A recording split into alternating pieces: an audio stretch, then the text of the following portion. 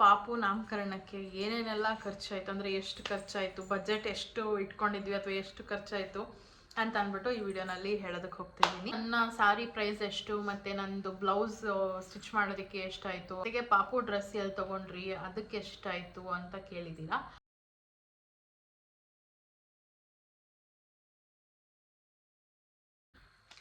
Hi hello ಎಲ್ರಿಗೂ ನಮಸ್ಕಾರ, welcome back to my channel. ನೀವು ನೋಡ್ತಿದ್ದೀರಾ ಹರ್ಷಿತಾ ಬೀರೇಶ್ ವ್ಲಾಗ್ಸ್. ಸೊ ಇವತ್ತಿನ ವ್ಲಾಗಲ್ಲಿ ಆಲ್ರೆಡಿ ತಮ್ಮನೇಲಿ ನೋಡಿರ್ತೀರಾ, ನಿಮಗೆ ಗೊತ್ತಾಗಿರುತ್ತೆ.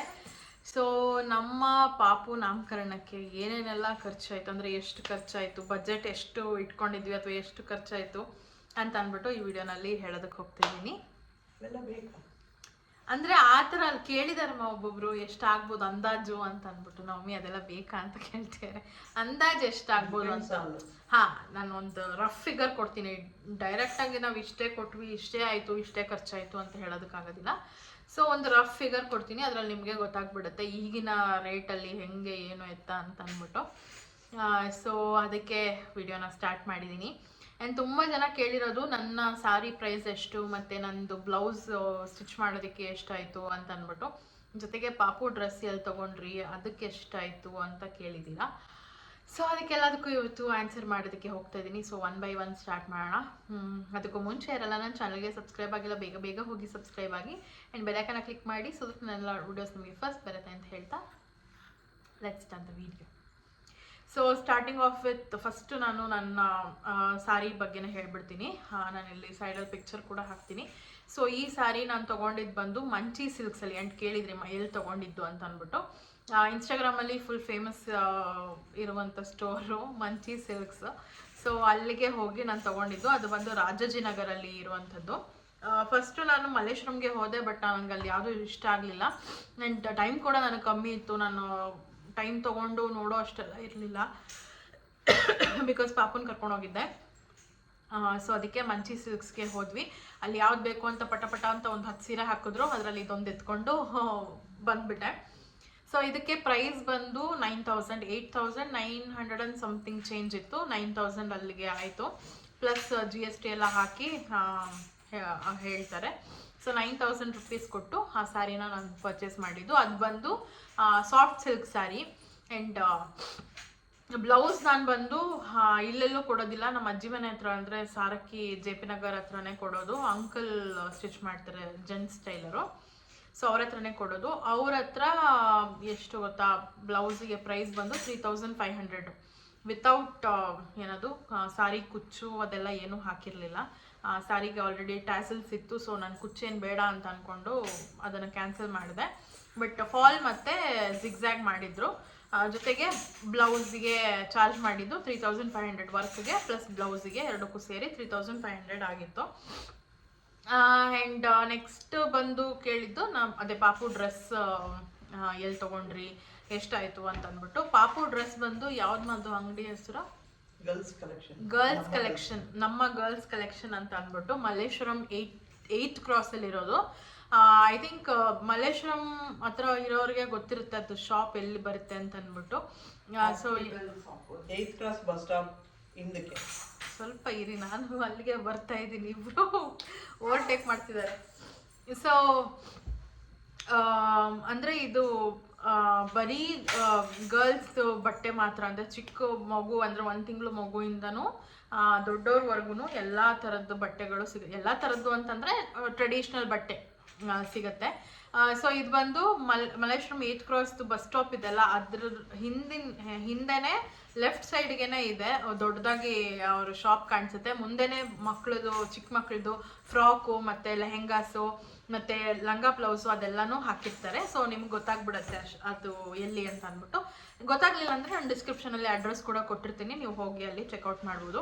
ಆ್ಯಂಡ್ ಪಾಪು ಡ್ರೆಸ್ ಬಂದು 1,500. ಯಾವುದೇ ರೀತಿಯಾದ ಏನದು ಬಾರ್ಗೇನ್ ಮಾಡೋಂಗಿರಲಿಲ್ಲ ಅಲ್ಲಿ. ಸೊ 1,500 ಎಷ್ಟು ಹೇಳಿದ್ರು ಅಷ್ಟೇ ಕೊಟ್ಬಿಟ್ಟು ನಾವು ತೊಗೊಂಡು ಬಂದಿದ್ದು. ಆ್ಯಂಡ್ ಇನ್ ಕೇಸ್ ಪಾಪುಗೆ ದೊಡ್ಡದಾಯಿತು ಅಥವಾ ಚಿಕ್ಕದಾಯಿತು ಅಂತಂದರೆ ಹೋಗಿ ಕೂಡ ಎಕ್ಸ್ಚೇಂಜ್ ಮಾಡ್ಕೊಬೋದು. ಆ್ಯಂಡ್ ಕಲೆಕ್ಷನ್ಸ್ ಅಂತೂ ತುಂಬ ಚೆನ್ನಾಗಿದೆ, ಒಂದು ಸತಿ ಹೋಗಿ ವಿಸಿಟ್ ಮಾಡಿ. ಆ್ಯಂಡ್ ನೆಕ್ಸ್ಟ್ ಬರೋದಾದರೆ ನಮಗೆ ಟೈಮ್ ಇದ್ದಿದ್ದೆ 1 ಮಂತ್ ಗ್ಯಾಪ್ ಅಷ್ಟೇ, 1 ಮಂತು ಇಲ್ಲ ಅನ್ಸುತ್ತೆ, ಒಂದು 20-25 ಡೇಸ್ ಏನೋ ಗ್ಯಾಪ್ ಇತ್ತು ಅಷ್ಟೇ ನಾವು ಪ್ಲ್ಯಾನ್ ಮಾಡಿದ್ದು ಮಾಡಬೇಕು ಅಂತ ಅಂದಾಗ. ಸೊ ನಾನಾಗ ನೆಟ್ಟಲ್ಲೆಲ್ಲ ಸರ್ಚ್ ಮಾಡ್ತಿದ್ದೆ ಯಾರು ಕೊಡೋದು ಇವೆಂಟ್ಗೆ ಅಂತ ಅಂದ್ಬಿಟ್ಟು, ಅಂದರೆ ಬ್ಯಾಕ್ ಡ್ರಾಪ್ ಏನು ಡೆಕೋರ್ಗೆ ಯಾರು ಕೊಡೋದು ಅಥವಾ ಯಾವ ಥರ ಮಾಡಿಸ್ಬೇಕು ಏನು ಎತ್ತ ಅಂತ ಅಂದ್ಬಿಟ್ಟು. ಸೊ ನನ್ನ ತಲೆಯಲ್ಲಿ ಇದ್ದಿದ್ದು ಏನಂದರೆ ವೈಟ್ ಬ್ಯಾಕ್ಗ್ರೌಂಡ್ ಬರಬೇಕು, ಜೊತೆಗೆ ವೈಟ್ ಫ್ಲವರ್ಸು ಆ ಥರ ವೈಟ್ ಥೀಮಲ್ಲಿ ಇರಲಿ ಅಂತ ಅಂದ್ಕೊಂಡಿದ್ದಿದ್ದು ನಾನು. ಬಟ್ ಇವೆಂಟ್ ಅವ್ರ ಹತ್ರ ನಾನು ಮಾತಾಡಿದಾಗ ಗೊತ್ತಾಯಿತು ದಟ್ ಈ ಥರ ಒಂದು ಟ್ರೆಡಿಷ್ನಲ್ ಫಂಕ್ಷನಿಗೆ ಸ್ವಲ್ಪ ಗ್ರೀನ್ ಕಡೆ ಹೋದರೆ ಚೆನ್ನಾಗಿರುತ್ತೆ ಅಂತ ಅಂದ್ಬಿಟ್ಟು ಅವರು ಕೂಡ ಸಜೆಸ್ಟ್ ಮಾಡಿದ್ರು. ಸೊ ನನಗೂ ಯಾಕೆ ಓಕೆ ಅದೇ ಮಾಡ್ಸೋಣ ಅಂತ ಅಂದ್ಕೊಂಡೆ. ಆ್ಯಂಡ್ ನಾನು ಇವೆಂಟ್ ಅವ್ರನ್ನ ನಾನು ಸರ್ಚ್ ಮಾಡಿದ್ದು ಗೂಗಲಲ್ಲೇ. ನನಗೆ ಹತ್ತಿರ ಇರೋರೇ ಬೇಕಿತ್ತು, ಬಿಕಾಸ್ ದೂರ ಆದರೆ ಟ್ರಾವೆಲಿಂಗ್ ಚಾರ್ಜಸ್ಸು ಅದು ಇದು ಅಂತೆಲ್ಲ ಎಕ್ಸ್ಟ್ರಾ ಹಾಕ್ತಾರೆ ಅಂತ ಅಂದ್ಬಿಟ್ಟು ಬೇಡ, ಇಲ್ಲೇ ಹತ್ರ ಯಾರಾದರೂ ಇದ್ದರೆ ಅವ್ರನ್ನೇ ನೋಡೋಣ ಅಂತ ಅಂದ್ಬಿಟ್ಟು ಗೂಗಲಲ್ಲಿ ಸರ್ಚ್ ಮಾಡಿದಾಗ ಒಬ್ಬರು ಸಿಕ್ಕಿದ್ರು. ಅವ್ರನ್ನ ನಾನು ಕಾಂಟ್ಯಾಕ್ಟ್ ಮಾಡಿದಾಗ ಓಕೆ ಅವ್ರು ಕಾಂಟ್ಯಾಕ್ಟ್ ಮಾಡೋಕ್ಕೆ 1 ವೀಕ್ ಹತ್ತತ್ರ ಅಷ್ಟು ಡಿಲೇ ಮಾಡಿಬಿಟ್ರು. ನನಗೆ ಶಾಕ್ ಆಗಿಬಿಟ್ಟಿತ್ತು, ಇವ್ರು ತೊಗೊತಾರೋ ಇಲ್ವೋ, ಬಿಕಾಸ್ ನನಗೆ ಬೇರೆ ಎಲ್ಲೂ ಹೋಗೋ ಅಂಥ ಆಪ್ಷನ್ ಇರಲಿಲ್ಲ. ಇತ್ತು ಬಟ್ ನನಗೆ ಇಷ್ಟ ಇರಲಿಲ್ಲ, ಸುಮ್ಮನೆ ದೂರದಿಂದ ಯಾಕೆ ಅಂತ ಅಂದ್ಬಿಟ್ಟು ಇವ್ರನ್ನೇ ವೆಯ್ಟ್ ಮಾಡ್ತಿದ್ದೆ. ಅವ್ರು ಬರ್ತೀನಿ ಅಂತ 1 ವೀಕ್ ಹಂಗೆ ಪುಷ್ ಮಾಡ್ಕೊಂಡು ಹೋದ್ರು. ಅದಾದಮೇಲೆ ಫೈನಲಿ ಅದಕ್ಕೂ ಮುಂಚೆ ಅವ್ರು ಹೇಳಿದ್ರು, ಮೇಡಮ್ ಪಕ್ಕ ನಿಮ್ದು ಮಾಡಿಕೊಡ್ತೀವಿ ಅಂತ ಅಂದ್ಬಿಟ್ಟು. ಬಟ್ ನನಗೆ ಒಂದು ತಲೆಯಲ್ಲಿತ್ತು ಅದು ಫಸ್ಟ್ ಫಿಕ್ಸ್ ಆಗಿಬಿಡ್ಲಿ, ಒಂದು ಅಡ್ವಾನ್ಸ್ ಅಂತ ಪೇ ಮಾಡಿಬಿಟ್ರೆ ನಮಗೆ ಈಸಿ ಆಗುತ್ತೆ ಅಂದ್ಬಿಟ್ಟು. ಸೊ ಅವ್ರಿಗೆ ಕೊಟ್ವಿ ನಾವು. ಅದಾದಮೇಲೆ ಬಂದು ಮಾತುಕತೆ ಎಲ್ಲ ಮಾಡಿದ್ರು. ಆ್ಯಂಡ್ ಬ್ಯಾಕ್ ಡ್ರಾಪ್ ನಾನು ಇಲ್ಲಿ ಪಿಕ್ಚರ್ ಹಾಕ್ತೀನಿ ಯಾವ ಥರ ಬೇಕಿತ್ತು ನಮಗೆ, ಅಂದರೆ ಅವರೇ ಕಳಿಸಿದ ಫೋಟೋನ. ಸೊ ಇದು ಒಂಥರ ಬಜೆಟ್ ಫ್ರೆಂಡ್ಲಿನೂ ಅಂತ ಅನ್ನಿಸ್ತು, ಆ್ಯಂಡ್ ಆ ಒಂದು ಫಂಕ್ಷನಿಗೆ ಅಪ್ರೋಪ್ರಿಯೇಟ್ ಆದಂಥ ಬ್ಯಾಕ್ ಡ್ರಾಪ್ ಅಂತಲೂ ಅನ್ನಿಸ್ತು. ಸೊ ಇದರಲ್ಲಿ ನಮಗೆ ಬ್ಯಾಕ್ ಡ್ರಾಪ್ ಮತ್ತು ಇದು ವೆಲ್ಕಮ್ ಬೋರ್ಡು ಮತ್ತು ನೇಮ್ ಬೋರ್ಡ್, ವೆಲ್ಕಮ್ ಬೋರ್ಡು ಮತ್ತು ಇದು ಕ್ರೆಡಲ್ ಏನಿರುತ್ತಲ್ಲ ಅದರದ್ದು ಡೆಕೋರೇಷನ್ನ ಪ್ಯಾಕೇಜ್ ಫುಲ್ ಇದಿಷ್ಟು ಅದರಲ್ಲಿತ್ತು. ಸೊ ಅವ್ರು ಬಂದು ಹೇಳಿದ್ದು ನಮಗೆ ಅದಷ್ಟು ಸೇರಿ 16,000 ಆಗುತ್ತೆ ಅಂತ ಹೇಳಿದರು. ಅದಾದಮೇಲೆ ನಾವು ಎಕ್ಸ್ಟ್ರಾ ನೇಮ್ ಬೋರ್ಡ್ ಏನಿದೆಲ್ಲ, ನೇಮ್ ರಿವೀಲಿಂಗ್ ಬೋರ್ಡ್ ಏನಿದೆಲ್ಲ ಅದನ್ನು ನಾವು ಎಕ್ಸ್ಟ್ರಾ ಪೇ ಮಾಡಿ ಮಾಡಿಸ್ಕೊಂಡಿದ್ದು. ಸೊ ನೇಮ್ ಬೋರ್ಡಿಗೆ 2,500 ಎಕ್ಸ್ಟ್ರಾ ಆಯಿತು. ಸೊ ಟೋಟಲ್ ಆಗಿ 18,500 ಏನೋ ಅವರಿಗೆ ಪೇ ಮಾಡಿದ್ದು. ಸೊ ಇವ್ರದ್ದು ಅಷ್ಟೇ ಸ್ವಲ್ಪ ನೆಗೋಷಿಯಬಲ್, ತುಂಬ ಜಾಸ್ತಿ ಅಲ್ಲ, ಸ್ವಲ್ಪ ಅಷ್ಟೇ ನೆಗೋಷಿಯಬಲ್ ಆಗಿತ್ತು. ಸೊ ಡೆಕೋರೇಷನ್ ಬಿಟ್ಟರೆ ನೆಕ್ಸ್ಟ್ ಬಂದು ಫೋಟೋಗ್ರಫಿ. ನನಗೆ ಫೋಟೋಗ್ರಫಿ ನನ್ನ ಸೀಮಂತದಲ್ಲಿ ಮಾಡಿದ್ದು ಅವ್ರಿಗೆ ಕೊಡಬೇಕು ಅಂತಿದ್ದೆ, ಬಟ್ ಅವರು ನನಗೆ ಫೋಟೋಸ್ ಕೊಡೋದೇ ತುಂಬ ಡಿಲೇ ಮಾಡ್ತಾ ಇದ್ದಾರೆ. ಇನ್ನು ಇದುವರೆಗೂ ನನಗೆ ಕರೆಕ್ಟಾಗಿ ಫುಲ್ ಫೋಟೋಸ್ ಕೊಟ್ಟಿಲ್ಲ ಅವರು. ಆ್ಯಂಡ್ ನನಗೆ ಅದೇ ಅರ್ಧ ತಲೆ ಕೆಟ್ಟೋಗ್ಬಿಟ್ಟಿದೆ, ಯಾವಾಗ ಕೊಡ್ತಾರೆ ಏನೋ ಅಂತ. ತುಂಬ ಅಂದರೆ ನಮ್ಮನೇಲೂ ಕೇಳ್ತಿರ್ತಾರೆ, ಎಲ್ಲಿ ಸೀಮಂತದ ಫೋಟೋಸೇ ಬಂದಿಲ್ಲ ಅಂತ ಅಂದ್ಬಿಟ್ಟು. ಇನ್ನು ರಾ ಪಿಕ್ಸೇ ಕರೆಕ್ಟಾಗಿ ಅವ್ರು ಕಳ್ಸೋಕ್ಕಾಗಲಿಲ್ಲ. ಸೊ ನಾನು ಅವ್ರು ಬೇಡ ಅಂತ ಡಿಸೈಡ್ ಮಾಡಿ ನಾಗೇಶ್ ಅವ್ರಿಗೆ ಕೊಡ್ತೀನಿ. ನಾಗೇಶ್ ಅವ್ರು ಬಂದು ಐ ಥಿಂಕ್ ಇನ್ಸ್ಟಾಗ್ರಾಮಲ್ಲೆಲ್ಲ ಯೂಟ್ಯೂಬರ್ಸ್ ಆಗಿರ್ಬೋದು ಅಥವಾ ಬೇರೆ ಸೆಲೆಬ್ರಿಟೀಸ್ ಆಗಿರ್ಬೋದು ಶೂಟ್ಸ್ ಮಾಡ್ತಿರ್ತಾರೆ. ಸೊ ನಾಗೇಶ್ ಅವರು NG ಕ್ಲಿಕೋಗ್ರಫಿ ಅಂತ ಅಂದ್ಬಿಟ್ಟು ಅವ್ರ ಪೇಜು.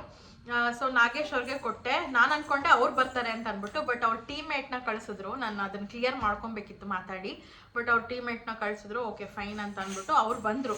ಇನ್ಫ್ಯಾಕ್ಟ್ ನನಗದು ಅವತ್ತಿನ ದಿನಕ್ಕೆ ಸ್ವಲ್ಪ ಗಡಿಬಿಡಿ ಅನ್ನಿಸ್ತು, ಯಾಕೆ ಇವರು ಟೀಮ್ಮೇಟ್ನ ಕಳಿಸ್ತಾರೆ ಅಂತ. ಬಟ್ ಅವ್ರದ್ದು ಬಂದು ವರ್ಕ್ ಎಲ್ಲ ನೋಡಿದ್ಮೇಲೆ ನನಗೆ ಓಕೆ ಸ್ಯಾಟಿಸ್ಫ್ಯಾಕ್ಷನ್ ಆಯಿತು, ಫುಲ್ 100/100 ಸ್ಯಾಟಿಸ್ಫ್ಯಾಕ್ಷನ್ ಆಯಿತು. ಸೊ ಅದು ಕೂಡ ಚೆನ್ನಾಗಾಯಿತು. ಆ್ಯಂಡ್ ಫೋಟೋಗ್ರಫಿಗೆ ಪ್ರೈಸ್ ಬಂದು ಜಸ್ಟ್ ಫೋಟೋಗ್ರಫಿ ಮತ್ತು ಟ್ರೆಡಿಷ್ನಲ್ ಫೋಟೋಗ್ರಫಿ ಜೊತೆಗೆ ಕ್ಯಾಂಡಿಡ್ ಫೋಟೋಗ್ರಫಿಗೆ 7,500 ಅಂತ ಹೇಳಿದ್ರು. ಸೊ ಓಕೆ ಅದು ಕೂಡ ಓಕೆ ಅಂತ ಅನ್ನಿಸ್ತು ಪ್ರೈಸು ನನಗೆ. ಇನ್ಫ್ಯಾಕ್ಟ್ ನಾನು ಸೀಮಂತದಲ್ಲೂ ಅಷ್ಟೇ ಕೊಟ್ಟಿದ್ದು. ಬಟ್ ಸೀಮಂತದಲ್ಲಿ ಏನು ಮಿಸ್ ಆಯಿತು ಅಂತಂದರೆ ಅವರು ಲೈಟಿಂಗ್ಸ್ ತಂದಿರಲಿಲ್ಲ. ನನಗದು ಅಷ್ಟು ಫ್ಲ್ಯಾಶ್ ಆಗಲಿಲ್ಲ, ಲೈಟಿಂಗ್ಸ್ ಬೇಕಿತ್ತಲ್ವಾ ಅಂತ. ಬಟ್ ನಾನು ಫೋಟೋಸ್ ನೋಡಿದ್ಮೇಲೆ ಅನ್ನಿಸ್ತು ಲೈಟಿಂಗ್ಸ್ ಎಷ್ಟು ಮುಖ್ಯ ಅಂತ ಅಂದ್ಬಿಟ್ಟು.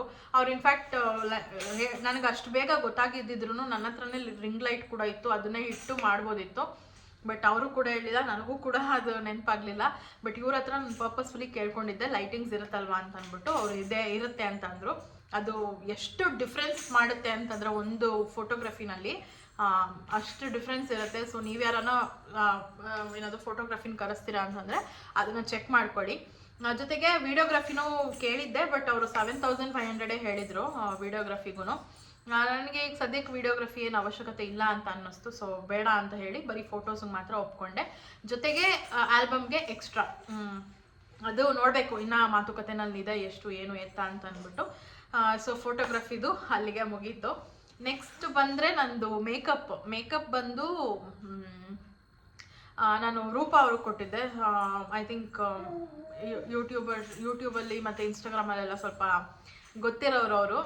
ಸೊ ರೂಪಾ ಅವ್ರಿಗೇನೆ ನನ್ನ ಸೀಮಂತದಲ್ಲೂ ಅವ್ರಿಗೆ ಹೇಳಿದ್ದು ಆ್ಯಂಡ್ ಇದರಲ್ಲೂ ಅವ್ರಿಗೆ ಹೇಳಿದ್ದು. ಸೊ ನನಗೆ ಮೇಕಪ್ ಮಾಡೋದಕ್ಕೆ ಅಂತ ಅಂದ್ಬಿಟ್ಟು ನನಗೆ ಇಷ್ಟ ಇದ್ದಿದ್ದು, ನಾನು ಮೇಕಪ್ ಕಲ್ತ್ನಲ್ಲ ಅಕ್ಕ ನನ್ನ ಮದುವೆಗೆ ಮಾಡಿದ್ರಲ್ಲ, ಸೊ ಅವ್ರ ಹತ್ರ ಮಾಡಿಸ್ಕೊಳ್ಬೇಕು ಅಂತ ಆಸೆ ಇತ್ತು. ಅವರು ಕೂಡ ಓಕೆ ಅಂತ ಹೇಳಿದರು. ಬಟ್ ನಂದು ಲಾಸ್ಟ್ ಮೂಮೆಂಟಲ್ಲಿ ಡೇಟ್ ಎಕ್ಸ್ಚೇಂಜ್ ಆಗಿದ್ದರಿಂದ ಅವ್ರು ಬೇರೆ ಬುಕ್ ಆಗಿಬಿಟ್ಟಿದ್ರು. ಸೊ ಅನ್ಫಾರ್ಚುನೇಟ್ಲಿ ಅವರು ಬರೋದಕ್ಕಾಗಲಿಲ್ಲ. ಒಂಚೂರು ಎತ್ಕೊಳ್ಳೆ. ಅನ್ಫಾರ್ಚುನೇಟ್ಲಿ ಅವರು ಮಾಡೋದಕ್ಕಾಗಲಿಲ್ಲ. ಸೊ ನಾನೇನು ಮಾಡಿದೆ, ಆಯಿತು ರೂಪಾ ಅವ್ರಿಗೆ ಹೇಳೋಣ, ಕೇಳಿ ನೋಡೋಣ ಅಂತ ಅಂದ್ಬಿಟ್ಟು ಕೇಳಿದೆ. ಅವ್ರು ಫ್ರೀ ಇದ್ದೀನಿ ಅಂತಂದರು. ಓಕೆ ಆಯಿತು, ಅಲ್ಲಿಗೆ ಮೇಕಪ್ದು ಕೂಡ ಮುಗೀತು. ಆ್ಯಂಡ್ ಮೇಕಪ್ದು ಎಷ್ಟು ಏನು ಅಂತ ನಾನು ಹೇಳೋದಕ್ಕೆ ಹೋಗಲ್ಲ, ಬಿಕಾಸ್ ಆಲ್ರೆಡಿ ಗೊತ್ತಿರುತ್ತೆ ಎಲ್ಲರಿಗೂ ಎಷ್ಟು ಆಗಿರ್ಬೋದು ಏನು ಎತ್ತ ಅಂತ ಅಂದ್ಬಿಟ್ಟು. ಅಂದರೆ ಒಬ್ಬೊಬ್ರು ಒಂದೊಂದು ಮೇಕಪ್ ಆರ್ಟಿಸ್ಟ್ ಒಂದೊಂದು ಥರ ಪ್ರೈಸಿಂಗ್ ಇಡ್ತಾರೆ. ಸೊ ನೀವು ವಿಚಾರಿಸ್ಕೊಂಡು ಅದೇ ಥರನೇ ಮಾಡ್ಕೋಬೋದು. ಆ್ಯಂಡ್ ನೆಕ್ಸ್ಟ್ ಬರೋದಾದರೆ ಊಟದ್ದು ಬಂದು ನಾವು ತುಂಬ ಕಡೆ ಎಲ್ಲಿ ಕೊಡೋದು ಅಂತ ತಲೆ ಕೆಟ್ಟೋಗ್ಬಿಟ್ಟಿತ್ತು. ಬಟ್ ನಮ್ಮ IASCಗೆನೆ ಊಟ ಎಲ್ಲ ಸಪ್ಲೈ ಮಾಡ್ತಿದ್ರಂತೆ ಅವರು. ನಮಗೂ ಗೊತ್ತಿಲ್ಲ, ಬಟ್ ಅವ್ರ ಪರಿಚಯ ಆದ್ಮೇಲೆ ಗೊತ್ತಾಯಿತು. ಇಲ್ಲೇ ರಾಮಯ್ಯ ಬಸ್ ಸ್ಟಾಪ್ ಹತ್ರ ಅವ್ರದ್ದು ಅಂಗಡಿ ಇದೆ. ಅಂದರೆ ಸುಮ್ಮನೆ ಒಂದು ಟಿಫನ್ನು ಮತ್ತು ಊಟ ಆ ಥರದ್ದು ಹೋಟೆಲ್ ಇಟ್ಕೊಂಡಿದ್ದಾರೆ. ಬಟ್ ಇವರು ಫುಲ್ ಟೈಮ್ ಮಾಡೋದೇ ಕ್ಯಾಟ್ರಿಂಗ್ ಸರ್ವಿಸು. ಸೊ ಅವ್ರನ್ನ ಕರೆಸಿದಾಗ ಮನೇಲಿ ಮಾತಾಡಿದ್ವಿ, ಈ ಥರ ಬಾಳೆ ಎಲೆ ಊಟನೇ ಬೇಕು ಅಂತ ಅಂದ್ಬಿಟ್ಟು. ಈ ಥರ ಒಂದಿಷ್ಟು ಐಟಮ್ಸ್, ಒಂದು 13 to 15 ಐಟಮ್ಸ್ ಹೇಳಿದ್ವಿ. ಸೊ ಅಷ್ಟೆಲ್ಲ ಹೇಳಿದ್ಮೇಲೆ ಅವರು ಒಂದು ಪ್ರೈಸಿಂಗ್ ಅಂತ ಕೊಟ್ಟರು, ಇಷ್ಟ ಆಗುತ್ತೆ ಅಂತ ಅಂದ್ಬಿಟ್ಟು. ಸೊ ನಮಗೂ ಕೂಡ ಓಕೆ ಅನ್ನಿಸ್ತು, ಬಜೆಟ್ ಫ್ರೆಂಡ್ಲಿನೇ ಅಂತ ಅನ್ನಿಸ್ತು. ಆ್ಯಕ್ಚುಲಿ ನೋಡೋಕೆ ಹೋದರೆ ಈ ಏರಿಯಾದಲ್ಲಿ ಅಷ್ಟು ಕಮ್ಮಿ ಪ್ರೈಸ್ಗೆ ಕೊಡೋದು ಸ್ವಲ್ಪ ಕಷ್ಟನೇ. ಬಟ್ ಅವ್ರ ಪ್ರೈಸಿಂಗ್ ತುಂಬ ಚೆನ್ನಾಗಿತ್ತು. ಆ್ಯಂಡ್ ಊಟದ ಬಗ್ಗೆ ಬಂತು ಅಂತಂದರೆ ನಮ್ಮ ಪಕ್ಕದ ಮನೆಯವರು ಕೂಡ ಅವ್ರಿಗೇನೆ ಹೇಳಿದರು. ಅಂದರೆ 90s ಫಂಕ್ಷನ್ ಮಾಡ್ತಾರಲ್ಲ, ಸೊ ಆ ಟೈಮಲ್ಲಿ ಅವ್ರಿಗೇನೆ ಕ್ಯಾಟ್ರಿಂಗ್ಗೆ ಕೊಟ್ಟಿದ್ರು. ನಂಗೆ ಸಿಕ್ಕಾಬಿಟ್ಟೆ ಇಷ್ಟ ಆಗಿತ್ತು. ಅವರು ಮಾಡಿದ್ದು ಎಲ್ಲ ಅಡುಗೆನೂ ಸಕ್ಕತ್ತಾಗಿತ್ತು, ನಂಗೆ ತುಂಬ ಇಷ್ಟ ಆಯಿತು. ಬಟ್ ನಮಗೆ ಗೊತ್ತಿರಲಿಲ್ಲ ಅದು ಅವರೇ ಅಂತ ಅಂದ್ಬಿಟ್ಟು. ಆಮೇಲೆ ಹೋಗ್ತಾ ಗೊತ್ತಾಯಿತು. ಮತ್ತು ಒಂದಿನ ಹೋಗಿ ಅವ್ರ ಹೋಟೆಲಲ್ಲಿ ಊಟ ಅಂದರೆ ಬ್ರೇಕ್ಫಾಸ್ಟ್ನ ಕಟ್ಟಿಸ್ಕೊಂಡು ಬಂದಿದ್ರು ಡ್ಯಾಡಿ. ಅದನ್ನು ತಿಂದಾಗಂತೂ ಮೈಂಡ್ ಬ್ಲೋಯಿಂಗ್ ಆಗಿತ್ತು, ಅಷ್ಟು ಚೆನ್ನಾಗಿತ್ತು ಟೇಸ್ಟು. ನಾನು ಸುಮ್ಮನೆ ಹೇಳ್ತಾ ಇಲ್ಲ ಇದನ್ನು, ಸಖತ್ತಾಗಿ ಟೇಸ್ಟ್ ಕೊಟ್ಟಿದ್ರು ಅವರಂತೂ. ಆ್ಯಂಡ್ ಸೊ ನಮಗೂ ಕೂಡ ಇಷ್ಟ ಆಯಿತು. ಓಕೆ ಅಂಥೇಳಿ ಅವ್ರಿಗೆ ಫಿಕ್ಸ್ ಮಾಡಿಬಿಟ್ವಿ. ಒಂದಿಷ್ಟು ಅಮೌಂಟ್ ಅಂತ ಅಡ್ವಾನ್ಸ್ ಕೊಟ್ಟು ಫಿಕ್ಸ್ ಮಾಡ್ಕೊಂಡ್ವಿ. ಜೊತೆಗೆ ನಾವು ಲಾಡು ಮತ್ತು ಬೂಂದಿ, ಖಾರ ಬೂಂದಿ ಏನಿರುತ್ತಲ್ಲ ಅದನ್ನು ಕೂಡ ಬೇಕು ಅಂತ ಹೇಳಿದ್ವಿ. ಅದು ಕೂಡ ಮಾಡಿಕೊಟ್ರು. ಸೊ ಟೋಟಲ್ ಅವ್ರದ್ದು ಪ್ರೈಸಿಂಗ್ ಎಲ್ಲ ಸೇರಿ ಒಂದು 70,000 ಆಯಿತು ಅವ್ರದ್ದು ಊಟದ್ದು. ಮತ್ತು ಅವ್ರದ್ದೇ ಎಲೆ ಕೂಡ ಅವ್ರದ್ದೇ, ವಾಟರ್ ಬಾಟ್ಲು ಕೂಡ ಅವ್ರದ್ದೇ, ಜೊತೆಗೆ ಏನದು ಅದೇನಂತಾರೆ ಅದೇ ಲಾಡು ಮತ್ತು ಬೂಂದಿ ಖಾರ ಏನು ಹೇಳಿದ್ವಲ್ಲ 80ನಾ? ಓಕೆ 80 ಆಯ್ತಂತೆ, ನಂಗೆ ಗೊತ್ತಿರಲಿಲ್ಲ. ಸೊ ಫಸ್ಟ್ ಅಡ್ವಾನ್ಸ್ ಕೊಟ್ಟಿದ್ರಲ್ಲ, ಅದಾದಮೇಲೆ ಇದು ಕೊಟ್ಟರು. ಸೊ 80 ಹತ್ತತ್ರ 80,000 ಆಯಿತು. ಎಷ್ಟು ಜನ ಕೇಳಿದ್ವಿ ಏನು ಎತ್ತ ಅಂತ, ಐ ಥಿಂಕ್ ಬೇಡ ಅನಿಸುತ್ತೆ. ಒಂದು ಸರ್ಟನ್ ಪೀಪಲ್ ಅಷ್ಟು ಜನಕ್ಕೆ ಮಾತ್ರ ಹೇಳಿದ್ದು. ತುಂಬ ಕ್ಲೋಸ್ ಇರೋರಿಗೆ, ತುಂಬ ದೂರ ಇರೋರಿಗೆಲ್ಲ ಏನೂ ಹೇಳಿರಲಿಲ್ಲ. ತುಂಬ ಕ್ಲೋಸ್ ಇರೋರಿಗೆ ಮಾತ್ರ ನಾವು ಈ ಒಂದು ಫಂಕ್ಷನ್ನ ಆರ್ಗನೈಸ್ ಮಾಡ್ಕೊಂಡಿದ್ದು. ಸೊ ಊಟದ್ದಾದಮೇಲೆ ನಮಗೆ ಬರೋದೇ ಹಾಲ್ ಬಂದು ನಮ್ಮ IASCಗೆನೆ ಸೇರಿರೋದ್ರಿಂದ ನಮ್ಮ ಇಲ್ಲಿ ವರ್ಕ್ ಮಾಡೋರಿಗೆ ಅದು ಸ್ವಲ್ಪ ಡಿಸ್ಕೌಂಟಲ್ಲಿ ಸಿಗುತ್ತೆ ಹಾಲು. ಸೊ ಅದ್ರ ಪ್ರೈಸಿಂಗ್ ಎಲ್ಲ ನಾನು ಇಲ್ಲಿ ಹೇಳೋದಕ್ಕೆ ಹೋಗಲ್ಲ, ಬಿಕಾಸ್ ಅದು ವರ್ಕ್ ಮಾಡೋರಿಗೆ ಸ್ವಲ್ಪ ಡಿಸ್ಕೌಂಟ್ ಇರುತ್ತೆ. ಆ್ಯಂಡ್ ಹೊರಗಡೆ ಅವ್ರಿಗೆ ಇದನ್ನು ಕೊಡೋದಿಲ್ಲ, ವರ್ಕ್ ಮಾಡೋರಿಗೆ ಮಾತ್ರನೇ ಕೊಡೋ ಅಂಥದ್ದು. ಅದರಲ್ಲೂ ತುಂಬ ಪ್ರಾಸೆಸ್ ಇರುತ್ತೆ, ಅದನ್ನೆಲ್ಲ ಮಾಡಿ ಅದಾದಮೇಲೆ ಹಾಲ್ ಸಿಗೋದು. ಸೊ ಇದಿಷ್ಟು ನಾಮಕರಣಕ್ಕೆ ಆಗಿದ್ದಂಥದ್ದು. ಸೊ ಅದರಲ್ಲಿ ಕೌಂಟ್ ಮಾಡ್ತಾ ಬಂದರೆ ಆಲ್ಮೋಸ್ಟ್ ಒಂದು ಎಷ್ಟಾಯ್ತು ಟೋಟಲು? ಅದೇ ನಾಮಕರಣಕ್ಕೆ ಅದಷ್ಟೇ ತಾನೆ, ಇನ್ನೇನು ಬಿಟ್ಟಿದ್ದೀನಿ ನಾನು? ಒಡವೆ ಒಡವೆ ಎಲ್ಲ ಅವರು ಕೇಳಿಲ್ಲ, ಅದೆಲ್ಲ ಗೊತ್ತಿರೋದೆ. ಅದಷ್ಟೇ ಅಲ್ವಾ? ಅಷ್ಟೇ ತಾನೆ, ಇನ್ನೇನಾದರೂ ಇತ್ತಾ? ವಿಡಿಯೋ, ಫೋಟೋಗ್ರಫಿ, ಮೇಕಪ್ ಅಷ್ಟೇ. ಮೇಕಪ್ಪು, ಡೆಕೋರು, ಜೊತೆಗೆ ಹಾಲು. ಹಾಂ. ಸೊ ಸೊ ಗೈಸ್ ರಫ್ಲಿ ಬಂತು ಅಂತಂದರೆ 1,50,000 ಆಚೆ ಈಚೆನೆ ಆಗಿರೋವಂಥದ್ದು ಈ ಒಂದು ನಾಮಕರಣದ ಫಂಕ್ಷನಿಗೆ. ಅಂದರೆ ನಮ್ಮದು ಬಟ್ಟೆ ಮತ್ತು ಬ್ಲೌಸು ಸಾರಿ ಎಲ್ಲರಿಗೂ ತೆಗೆದಿರೋದು ಇದಿಷ್ಟು ಸೇರಿ 1,50,000 ಅಂತಲೇ ಅಂದ್ಕೊಬೋದು. ಆ ಕಡೆ ಈ ಕಡೆ ಹೆಚ್ಚು ಕಮ್ಮಿ ಆಗ್ಬೋದು. ಬಿಕಾಸ್ ಇದೇ ಥರ ಪ್ರೈಸಿಂಗ್ ನಿಮಗೂ ಅಂದರೆ ಕೊಡೋರು ನಿಮಗೂ ಸಿಗ್ತಾರೆ ಅಂತ ಹೇಳೋದಕ್ಕಾಗೋದಿಲ್ಲ, ಅಥವಾ ಇದೇ ಪ್ರೈಸು ಎಲ್ಲರೂ ಮಾಡ್ತಾರೆ ಅಂತಲೂ ಹೇಳೋದಕ್ಕಾಗೋದಿಲ್ಲ. ಸೊ ರಫ್ಲಿ ನಾನು ಕೊಟ್ಟಿರೋದಿಲ್ಲಿ ಇದಿಷ್ಟ ಆಯಿತು. ಜೊತೆಗೆ ಒಡವೆ ಸಪ್ರೇಟ್, ಅದ್ರ ಬಗ್ಗೆ ನಾನು ಇಲ್ಲಿ ಹೇಳೋದಕ್ಕೆ ಹೋಗೋದಿಲ್ಲ, ಅದು ಸಪ್ರೇಟು. ಸೊ ಫುಲ್ಲು ನಿಮಗೆ ಇನ್ಫಾರ್ಮೇಷನ್ ಸಿಕ್ಕಿದೆ ಅಂತ ಅಂದ್ಕೊತೀನಿ. ಇದಿಷ್ಟು ಆಗಿತ್ತು ನಮ್ಮ ಒಂದು ನಾಮಕರಣದ್ದು, ಏನೇನು ಖರ್ಚಾಗಿದೆ ಏನು ಎತ್ತ ಅಂತ ಅಂದ್ಬಿಟ್ಟು. ಸೊ ಐ ಹೋಪ್ ನಿಮ್ಮೆಲ್ಲರಿಗೂ ಈ ವಿಡಿಯೋ ಇಷ್ಟ ಆಗಿದೆ ಅಂತ. ಇಷ್ಟ ಆಗಿದ್ದಲ್ಲಿ ಲೈಕ್ ಮಾಡಿ, ಶೇರ್ ಮಾಡಿ, ಕಮೆಂಟ್ ಮಾಡಿ ಆ್ಯಂಡ್ ಸಬ್ಸ್ಕ್ರೈಬ್ ಮಾಡ್ಕೊಳ್ಳಿ, ಬೆಲ್ಲೈಕನ್ನ ಕ್ಲಿಕ್ ಮಾಡಿ, ಸೊ ದಟ್ ನನ್ನೆಲ್ಲ ವಿಡಿಯೋಸ್ ನಿಮಗೆ ಫಸ್ಟ್ ಬರುತ್ತೆ ಅಂತ ಹೇಳ್ತಾ thank you so much for watching. Bye.